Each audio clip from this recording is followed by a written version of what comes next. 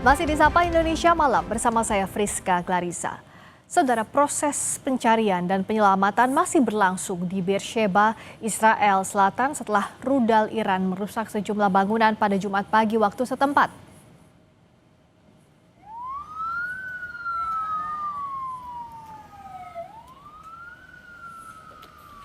Serangan terbaru ini terjadi sehari setelah rudal Iran menghantam sebuah rumah sakit utama di Beersheba. Kejadian ini mengakibatkan sejumlah bangunan dan kendaraan rusak parah.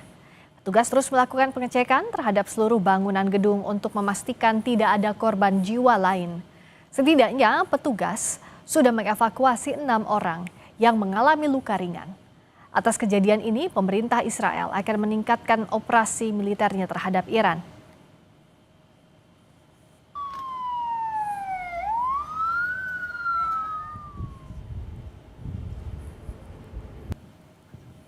Laporan kantor berita resmi Iran mengatakan, sistem pertahanan udara Iran telah diaktifkan pada Kamis lalu sebagai respons terhadap target musuh yang ditujukan di atas ibu kota Teheran, Iran. Israel dan Iran diketahui saling melancarkan serangan udara pada Kamis malam hingga Jumat pagi dengan menargetkan infrastruktur penting dan fasilitas militer satu sama lain.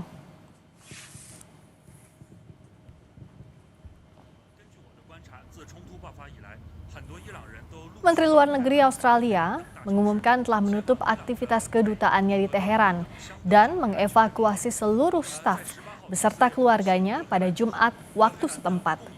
Menteri Luar Negeri Australia Penny Wong mengatakan hal itu disebabkan karena memburuknya situasi keamanan di ibu kota Iran. Ia meminta seluruh warga negara Australia yang masih berada di Iran untuk meninggalkan negara itu. Penny Wong juga bilang, ia telah membuka komunikasi dengan Menteri Luar Negeri Amerika Serikat Marco Rubio untuk mencegah Iran mengembangkan senjata nuklir dan mendorong perdamaian.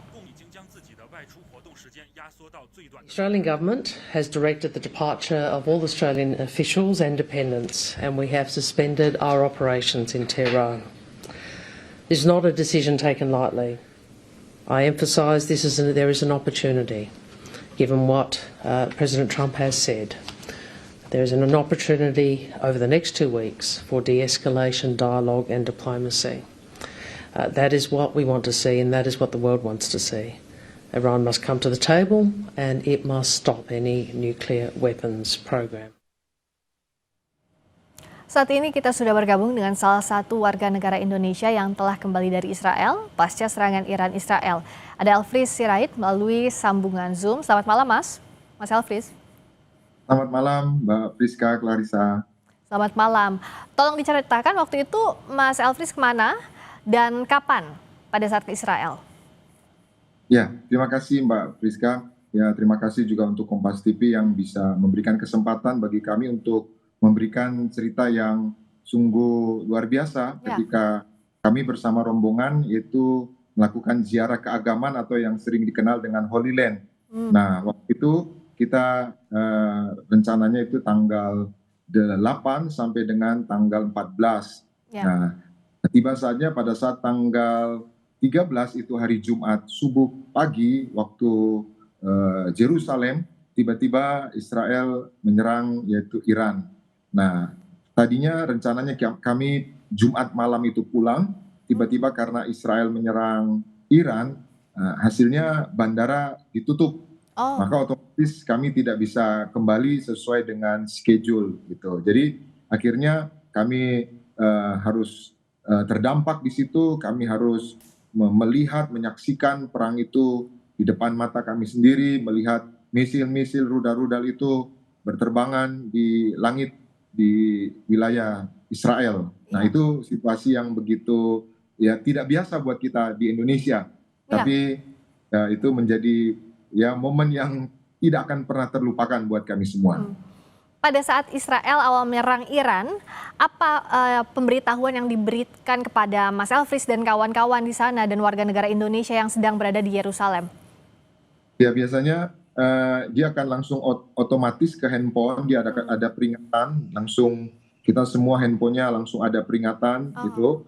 Lalu juga ada sirene, dan kalau kita di hotel itu akan ada announce, ada pengumuman bahwa segera masuk bunker. Nah, kita selama di Israel itu kurang lebih 3 hari mengalami situasi yang berat itu. Setiap serangan itu selalu tengah malam, mulai dari Oh, jam 12 sampai dengan jam 3 atau jam 4, itu kita bisa 3 sampai 4 kali keluar masuk bunker gitu, Mbak Friska. untuk warga selain Israel, apakah ada bunker dan di mana posisinya waktu itu Mas Elfries, tolong ceritakan. Karena dalam beberapa berita yang kita lihat, itu kan banyaknya untuk warga negara Israel ya. Nah, untuk pihak lainnya seperti apa? Ya, di mana tempat kita menginap kalau kita di hotel atau di apartemen, biasanya itu mereka selalu sediakan bunker-bunker itu. Kayaknya memang sepertinya sudah terbiasa seperti itu, Oh, maka otomatis ketika ada sirene, ada himbauan tadi, kita semua disarankan mengikuti protokol yang ada, kita harus masuk bunker. Nah, kira-kira 10 sampai 20 menit kalau sudah aman, kita masuk lagi ke kamar, nanti ada serangan lagi, kita akan kembali lagi ke bunker. Jadi itu peristiwa yang mencekam ya dan tidak mengenakan, dan bagi kami orang Indonesia yang tidak terbiasa berperang ya justru itu sesuatu yang ya menakutkan juga gitu. iya, pada saat itu 3 hari ya Mas Elfries ada di Ya, Yerusalem. Bagaimana ya. kontak dengan pihak kedutaan dan apa saja arahannya selama 3 hari menunggu kepastian itu? Ya, jadi dari hari Jumat sampai hari Minggu kami itu ada di Yerusalem, tepatnya di Grand Court Hotel Jerusalem. Dan hari Minggu kami dapat kabar baik. Ya, kami berterima kasih kepada Bapak Presiden Prabowo Subianto, yaitu melalui Pak Hasim Joyo Hadikusumo, yaitu Ibu Pendeta Darniati Pariaji, Gembala Sidang Gereja Tiberias, juga Pendeta Argo Pariaji, Pendeta Aristo Pariaji menghubungi Bapak Hasim Joyo Hadikusumo. Lalu Pak Hasim menelpon Kementerian Luar Negeri, yaitu Menteri Luar Negeri Pak Sugiono, lalu Pak Sugiono mengontak yaitu stafnya, dan kementerian mengontak Kedubes Indonesia di Yordania Pak Ade Patmo, dan Pak Ade Patmo juga mengutus stafnya yaitu Pak Ibrahim, dan itu prosesnya sangat cepat sekali Ya. karena teorinya kami nggak bisa keluar karena kami nggak punya visa on arrival, maka dengan bantuan Kedubes yang begitu cepat, begitu membantu, mendampingi kami, sehingga kami bisa melewati yaitu Allenby border dengan mudah, dengan cepat, dan kami bisa masuk kota aman dengan tenang, dengan ya nyaman, kira-kira gitu Mbak. Bersyukur bisa akhirnya Ya. kembali ke tanah air ya Bang Elfries. Nah, bisa digambarkan pada saat 3 hari itu tadi ada komunikasi yang lancar, kita patut bersyukur. Tapi di sisi lain bagaimana Bang Elfries menggambarkan situasi kota Yerusalem saat itu? Dan pada saat bertahan di bunker, apa saja yang dilakukan bersama dengan rombongan lainnya? Ya, jujur waktu di bunker itu ya kita bukan hanya orang Indonesia, ada orang Amerika, ada orang Spanyol, juga ada orang Amerika Latin. Di situ kita melihat ya banyak yang menangis, ya banyak yang ketakutan, dan tidak sedikit yang ya sedikit hopeless gitu. Nah, itu Ya. memang situasi yang buat kita orang di luar Israel itu sesuatu yang mencekam karena kita melihat sendiri. Sampai anak saya masih sekolah, dia merekam sendiri. Jadi waktu saya masuk bunker, saya cari anak saya nggak ada. Ternyata Oh, anak saya lagi merekam misil-misil itu jatuh di depan, ya jarak kira-kira berapa kilometer itu jatuh di kota Yerusalem, kira-kira begitu. waktu itu Bang Elfries dengan siapa saja kalau anggota keluarga? Dengan anak, lalu siapa lagi? Ya, jadi kita rombongan dari gereja ada 42 orang. Nah, saya bersama istri, anak 4 orang, ditambah jemaat kami yang berziarah di Yerusalem, Israel. Nah, kita 42 itu semua terdampak. Tapi puji Tuhan, terima kasih sekali buat pemerintah, Presiden Prabowo Subianto yang begitu cepat, begitu tanggap, ya memperhatikan yaitu warganya WNI yang terdampak perang ini, sehingga kami bisa dimudahkan. Dan hari Rabu kemarin kami sudah tiba di Bandara Soekarno-Hatta dengan aman, dengan Ya. damai, sehat. Puji Tuhan. Rasanya pasti berbeda ya melihat langit Bandara Soekarno-Hatta sebelumnya dengan saat hari Rabu itu ya, karena pernah merasakan di tengah konflik yang terjadi, di tengah perang yang terjadi, ternyata masih bisa menjejakkan kaki di tanah air. Tapi Bang Elfries, saya penasaran seperti apa sih kondisi di bunker, karena tidak terbayang bagaimana kondisinya dan di bunker itu bisa digambarkan seberapa luas misalnya, lalu ada apa saja di dalam bunker itu, Bang? Ya, jadi memang ketika di hotel kami itu ada beberapa bunker, setiap hotel, setiap lantai itu ada beberapa bunker, ya seperti juga shelter bomb gitu. Jadi memang tidak seperti ya yang dibayangkan di bawah tanah, tapi memang ini bunker yang dibuat di setiap lantai itu dan itu safety sekali. Ya memang luasnya tidak terlalu luas dan kita jujur aja sesak-sesakan di tempat itu, tapi ya puji Tuhan kita semua tetap aman, kita semua tetap dalam lindungan Tuhan dan bisa kembali dengan selamat ke Indonesia, tanah air tercinta. Ah, syukurlah. Tapi kalau bicara soal di dalam bunker itu bisa keluar masuk atau memang harus bertahan di sana? Lalu bagaimana dengan logistiknya, kebutuhan makanan, kebutuhan lainnya pada saat menunggu kepastian pulang ke tanah air? Jadi kita di bunker itu ketika ada serangan saja Mbak Friska. Jadi ketika sudah tidak ada serangan, kita kembali lagi ke tempat kita, ke kamar kita masing-masing. Nah biasanya serangan itu di tengah malam tadi, kira-kira jam 12, sampai jam 3 atau jam 4. Nah biasanya mulai pagi, mulai terang itu tidak ada serangan. Sekali lagi biasanya serangan itu saling serang Israel, Iran itu di malam hari. Oh, Maka tengah malam itu ya. ketika di siang hari kita semua bisa beraktivitas normal. Nah, cuma yaitu ketika malam hari mulai perang lagi kan kita semua dalam kondisi tidur ya, kondisi istirahat, ya dikejutkan dengan peristiwa itu ya tentunya itu membuat kita lelah, membuat kita ya cemas, kira-kira gitu. Jadi keseharian di Yerusalem salah satunya sudah terbiasa dengan potensi konflik apapun itu ya, sehingga ada bunker di setiap bangunan. Jadi di setiap bangunan, di hotel, di rumah itu memang sudah ada ya, Bang Elfries? Sudah ada, iya. Hampir semua bangunan itu sudah ada bunker atau shelter bomb itu. Jadi memang sudah dimodif seperti itu, Mbak. Jadi memang mungkin karena sudah terbiasa dengan ya kondisi gawat darurat atau perang itu, maka setiap bangunan atau rumah itu akan ada bunker untuk tempat bersembunyi dari ancaman misil-misil tadi.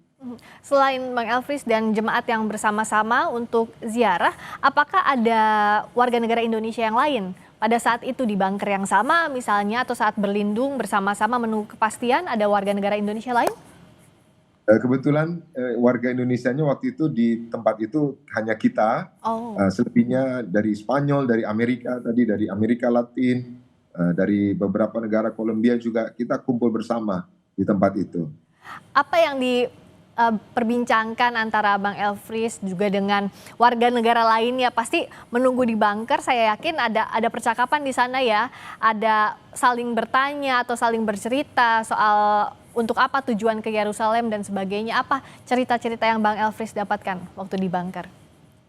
Iya, tentunya mereka juga ada kegiatan pekerjaan, kita juga tanya beberapa, lalu juga ada yang ziarah keagamaan, dan tentunya waktu kita diskusi itu selain menanyakan kondisi mereka atau aktivitas mereka di tempat itu, kita lebih banyak membicarakan kejadian di saat itu, perang itu, misalkan ya misil-misil tadi sekarang di mana, lalu di mana yang kena, di mana yang, nah itu biasanya yang menjadi pembahasan kita. Jadi lebih fokus kepada situasi perang itu, Mbak Friska.